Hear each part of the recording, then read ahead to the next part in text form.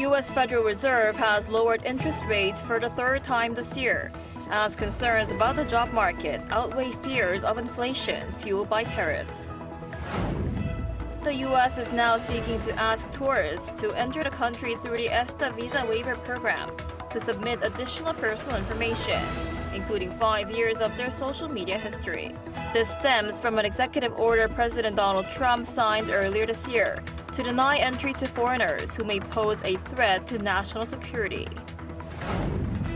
South Korea's Oceans Minister Chun Jae-soo has stepped down amid allegations that he received payments from the Unification Church. He claimed that the allegations were groundless, but said he would resign in order not to burden the Lee administration. Hello and thanks for joining us on Arirang News.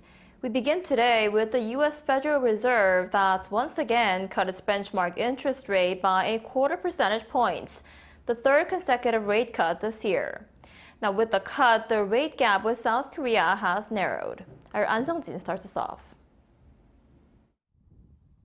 The U.S. Federal Reserve has cut its benchmark interest rate by 0.25 percentage points, bringing the rate to its lowest level in more than 3 years.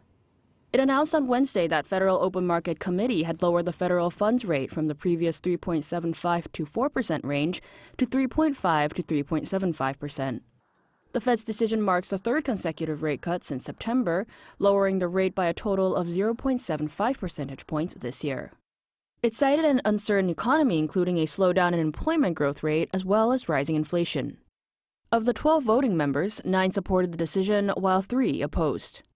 The Chicago Fed president and Kansas City Fed president argued that the policy rate be left unchanged, while board member Christopher Waller, a close ally of U.S. President Donald Trump, pushed for a deeper 0.5 percentage point reduction. Everyone around the table at the FOMC agrees that inflation is too high and that we want it to come down.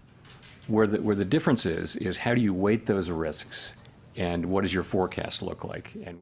Regarding future rate cuts, the Fed used more cautious language, saying it would consider the extent and timing of additional adjustments. As the U.S. benchmark rate fell to 3.75% following the Fed's latest decision, the rate gap with South Korea has narrowed to 1.25 percentage points, based on the upper limit of the U.S. rate range. Meanwhile, U.S. President Donald Trump spoke about the Fed's decision.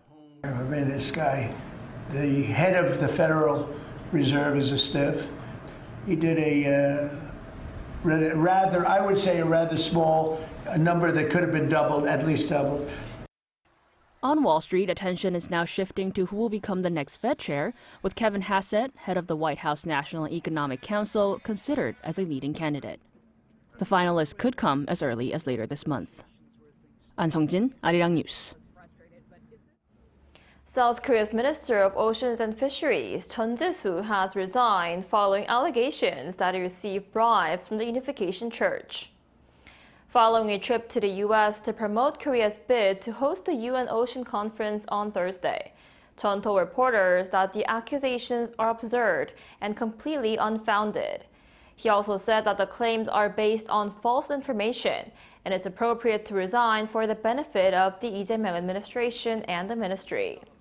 The presidential office says President Lee will accept his resignation. It said earlier that the government's stance on responding firmly to such allegations remains unchanged, regardless of political affiliation.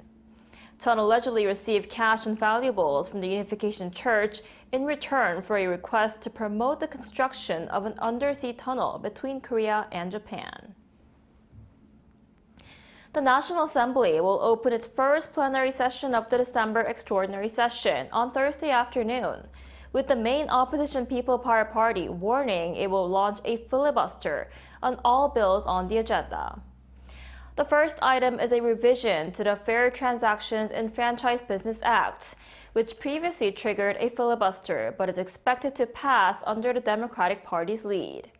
Lawmakers will also table 3 additional bills covering expanded access to lower court rulings, limits on banks' use of extra fees on interest rates, and new policy authority in border areas. Under National Assembly rules, a filibuster can only be terminated after 24 hours have elapsed and at least 3/5 of lawmakers vote in favor. With each item requiring a separate vote to end each filibuster, it could take days before all the bills are voted on and passed. And amid mounting public pressure over the massive data breach at e-commerce giant Coupang, the company's CEO has decided to step down. Meanwhile, the Korean government has announced measures to prevent such occasions from happening again, as the police continues to conduct their search and seizure operations at the company's headquarters. Our Park Gon-woo reports. 11 days after Coupang's massive data leak came to light, the company's CEO Park Dae-jun stepped down on Wednesday, saying he would take responsibility. While some see the move as effectively a dismissal, for now Harold Rogers, CEO and general counsel of the firm's U.S. headquarters, Coupang Inc., will take over temporarily to stabilize operations and calm customers down. That comes as civic groups, including the Korea Consumer Federation, held a press conference on Wednesday announcing that they filed for collective dispute mediation, seeking compensation of up to around $340 per person. And as the fallout grows, South Korea's Prime Minister Kim Min-seok, during a national policy coordination meeting on Wednesday, spoke firmly on how the government will deal with the case.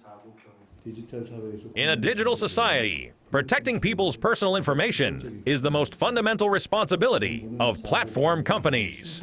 The government will conduct a swift and thorough investigation into the cause of the incident and take strict action against any violations of the law. We'll also thoroughly prepare institutional reforms. The Prime Minister's office also announced plans to reinforce information security systems and expand executive accountability, shifting from a reactive approach to a preventive one. As the Personal Information Protection Commission, working under a joint public and private investigation team, looks into whether Coupang violated mandatory safety measure requirements related to the leak, the commission spoke on Wednesday about how the company should revise its clauses. As Coupang's terms of service are unclear about the company's liability and burden of proof for damages caused by intent or negligence, creating confusion for users, we requested that Coupang revise the clauses. The commission also said it had asked Coupang to simplify its overly complicated membership withdrawal process. Although these measures are recommendations rather than mandatory orders, Coupang is required to submit the results of its actions within 7 days. Police also continued their search and seizure investigation at Coupang's headquarters on Wednesday morning, marking the second day of the raid after officers spent 10 hours on site the day before. Investigators say more time is needed as the massive data has been difficult to secure, given that the leak is believed to have taken place over several months. Park Gon-woo, Arirang News. President Lee Jae-myung presided over a semiconductor strategy meeting on Wednesday with his ministers and industry insiders, amid plans to strengthen South Korea's global presence in the industry. Our correspondent Song Yu-jin reports. With what's seen as high-tech changing at breakneck speed, President Lee Jae-myung says the semiconductor industry is the way forward for South Korea. 어쨌든 대한민국도 잠깐의 혼란을 벗어나서 이제 새롭게 도약해야 되는데 산업 경제 발전이 그 핵심이라고 생각이 되고 그중에서도 반도체 분야가 아무래도 우리가 매우 경쟁력을 가지는 전망 있는 영역으로 생각됩니다. At a time when the fight for semiconductor supremacy is being described as a war between countries, President Lee chaired a meeting with ministers and industry insiders on Wednesday to discuss ways to boost South Korea's competitiveness. Lee stressed the need to build a robust semiconductor ecosystem. 전 후방 산업들도 그렇고 지금 주로 논의되는 소위 소부장, 소재 부품 장비 분야는 해외 의존도가 매우 높다는 얘기들도 있고. Although South Korea is a global leader in chip manufacturing, it trails competitors such as Japan and the US when it comes to materials, components, and equipment technology and production. To address this, the government plans to provide expanded fiscal and financial support for semiconductor materials and component suppliers. It will also launch the Trinity Fab, an evaluation to mass production chip fabrication plant in Yongin City, Gyeonggi-do Province by 2027. Another major initiative is expanding semiconductor infrastructure beyond the capital region. For stable growth and a strong supply chain, we can no longer concentrate the semiconductor industry only in the capital region. The industry ministry plans to establish what it calls the Southern Semiconductor Belt, connecting the cities of Gwangju, Busan, and Gumi.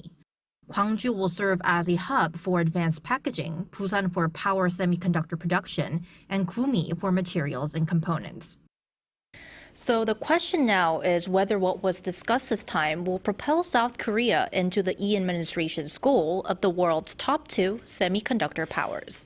송유진, Arirang News.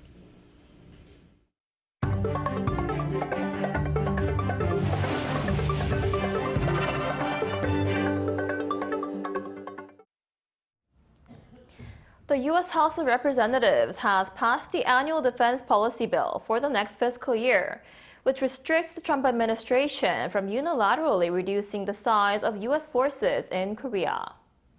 The U.S. National Defense Authorization Act, or NDAA, for the fiscal year 2026, approved on Wednesday local time, reportedly includes that the authorized budget may not be used to reduce the number of U.S. troops stationed in South Korea, below the current level of 28,500. It also specifically says funds may not be used to complete the transfer of wartime operational control between South Korea and the United States in a manner that deviates from the mutually agreed upon plan. Having passed the House, the bill will take effect once it passes the Senate and is signed by President Donald Trump. A senior South Korean diplomat says she will urge the United States to move quickly on a new agreement that would allow Korea to enrich uranium and reprocess spent nuclear fuel for peaceful purposes. Second Vice Foreign Minister Kinsella made the comments as she arrived in Washington on Wednesday for the 10th Senior Economic Dialogue with the U.S. Undersecretary of State for Economic Affairs, Jacob Hellberg. Kim said that since both sides have already reached an understanding on enrichment and reprocessing, she will push for the agreement to be implemented without delay. Last month, the Trump administration signaled support for a process that could lead to South Korea's civil uranium enrichment and spent fuel reprocessing. South Korea is currently barred from both activities under its Nuclear Cooperation Pact with the United States. And foreigners allowed to travel to the United States without a visa could soon be asked to provide 5 years of social media history, as Washington is now seeking to require tighter screening for travelers entering through the ESTA visa waiver program. Our Lee Seung-jae has more. The Trump administration is moving to tighten screening for travelers entering the United States through the ESTA visa waiver program. ESTA stands for Electronic System for Travel Authorization, which allows citizens of eligible countries to visit the United States for up to 90 days without a visa. A new notice posted Wednesday by U.S. Customs and Border Protection outlines a proposal that would require applicants to submit social media information from the past 5 years. The agency says it's seeking public comment for 60 days on the plan. The proposal stems from an executive order President Donald Trump signed in January to strengthen protections against foreign terrorists and other national security threats. If implemented, the changes would significantly widen the scope of information reviewed during the travel authorization process. According to the notice, social media accounts would become a mandatory part of every ESTA application. CBP is also considering the addition of what it calls several high-value data fields. These include personal and business phone numbers used in the last 5 years, email addresses used in the last 10 years, and detailed information about applicants' family members, including names, dates, and places of birth, residences, and phone numbers. The agency would also have the authority to request biometric data when needed, including fingerprints, DNA, and iris scans. Another major change is the plan to decommission the current ESTA website and shift all applications to a mobile app, which would become the exclusive platform for submitting new requests. Public comments on the proposal must be submitted by February 9th. Once the review period closes, the administration is expected to move ahead with implementation. If approved, the new requirements would mark one of the most extensive expansions of data collection in the history of the visa waiver program. Lee Seung-jae, Arirang News.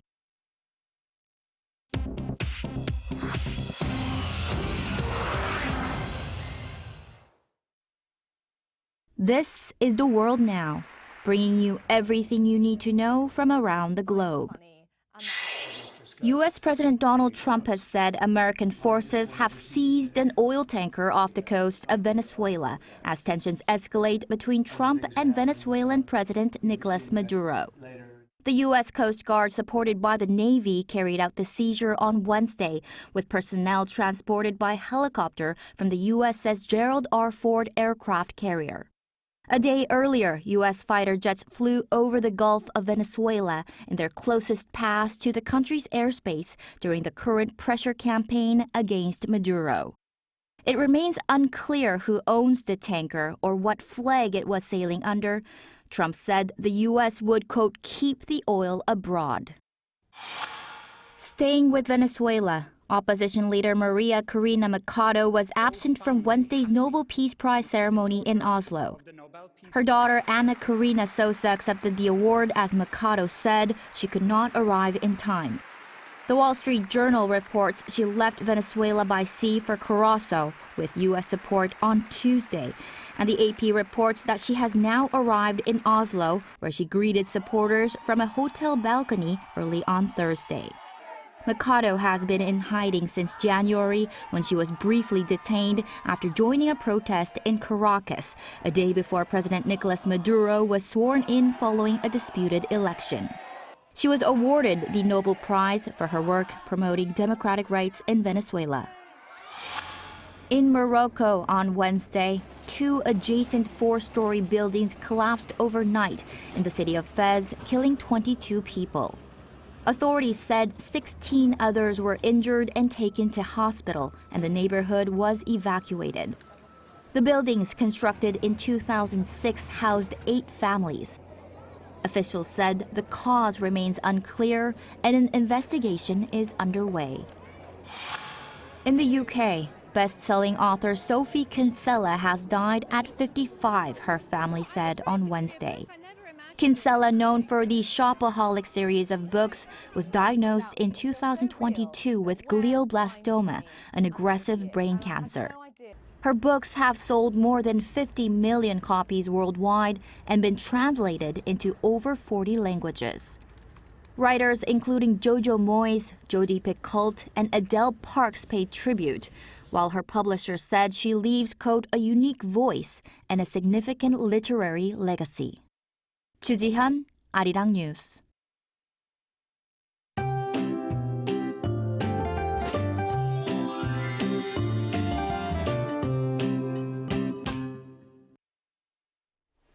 Morning commuters in the capital area might have woken up with the sound of thunder. Morning showers should gradually let up. However, the East Coast will see rain from this afternoon into tomorrow morning. Mountainous regions in Gangwon-do could see snow instead, with up to 10 centimeters expected. The snow will be wet and heavy, and the snow will come down hard from late tonight into tomorrow morning.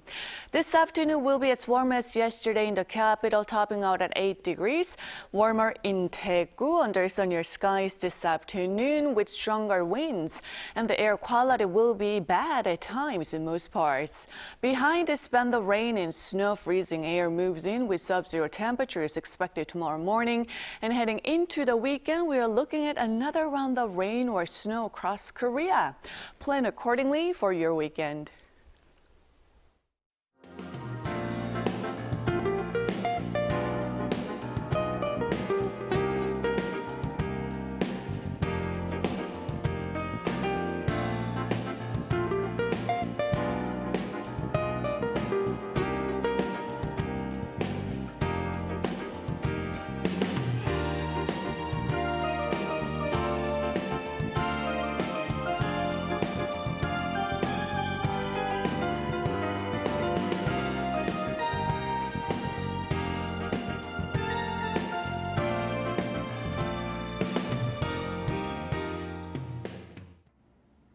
That's all we have for today's noon edition of Arirang News. Thank you for watching. We'll be back at 5 p.m. Korea time. Stay tuned.